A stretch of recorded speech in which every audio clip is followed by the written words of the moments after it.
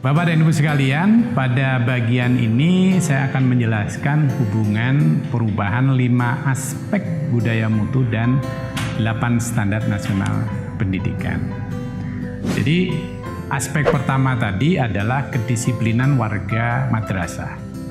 Itu akan berhubungan dengan standar isi, standar kompetensi lulusan, standar pengelolaan yang di dalamnya nanti terdiri 7 indikator. Sedangkan aspek pengembangan diri guru dan tenaga kependidikan itu terkait dengan standar pendidik dan tenaga kependidikan. Itu ada 6 indikator yang akan dipakai. Kemudian yang aspek ketiga adalah penyiapan, pelaksanaan, dan penilaian proses pembelajaran. Itu terkait dengan standar proses dan standar penilaian. Itu jumlah indikatornya ada 7. Yang keempat adalah budaya penyediaan sarana pembelajaran dan penggunaannya. Itu akan terkait dengan standar sarana dan prasarana. Itu ada 5 indikator. Dan yang terakhir adalah penyusunan perencanaan dan pengelolaan anggaran yang baik dan transparan.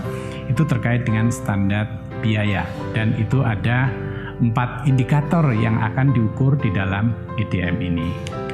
Nah, Bapak dan Ibu sekalian, hubungan setiap indikator atau pernyataan yang akan nanti ditanyakan di dalam EDM ini secara detail di dalam buku panduan nanti juga bisa dilihat apa saja yang berhubungan dengan standar isi, apa saja yang berhubungan dengan standar proses, standar kompetensi lulusan, dan sampai dengan standar penilaian.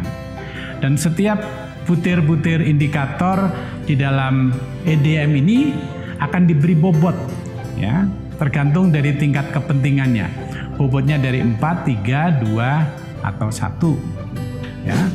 Nah, Bapak dan Ibu sekalian, kerangka instrumen EDM di sini nanti ada hal-hal prinsip yang perlu diketahui oleh Bapak dan Ibu sekalian. Pertama, aspek ini akan terdiri dari beberapa indikator. Kemudian setiap indikator terdiri dari 4 level pencapaian. Jadi nanti akan ada penilaian dan di sana ada yang level 1 itu adalah kurang, level 2 adalah sedang, level 3 adalah baik, dan level 4 artinya adalah amat baik. Nah, tiap level pencapaian ini dicirikan oleh prinsip atau dicirikan oleh penciri yang disebut dengan penciri kinerja yang dapat berbentuk kuantitatif atau kualitatif. Jadi apa yang mencirikan dari setiap level itu harus jelas indikatornya.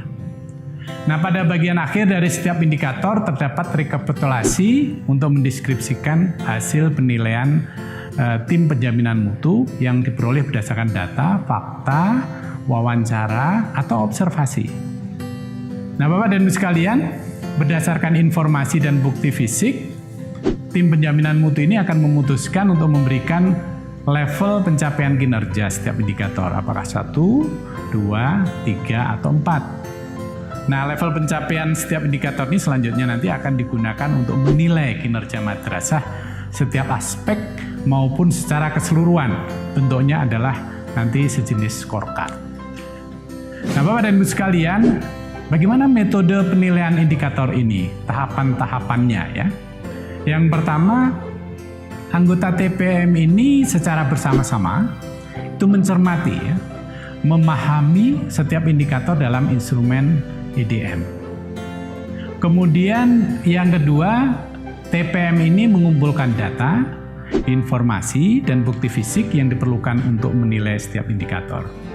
Bukti fisik ini bisa berbentuk data, dokumen, foto, hasil wawancara, atau focus group discussion, atau pengamatan langsung. Nah, berdasarkan data informasi yang sudah diperoleh pada tahap sebelumnya, anggota TPM ini menetapkan level pencapaian 1, 2, 3, atau 4. 4 adalah level pencapaian yang terbaik.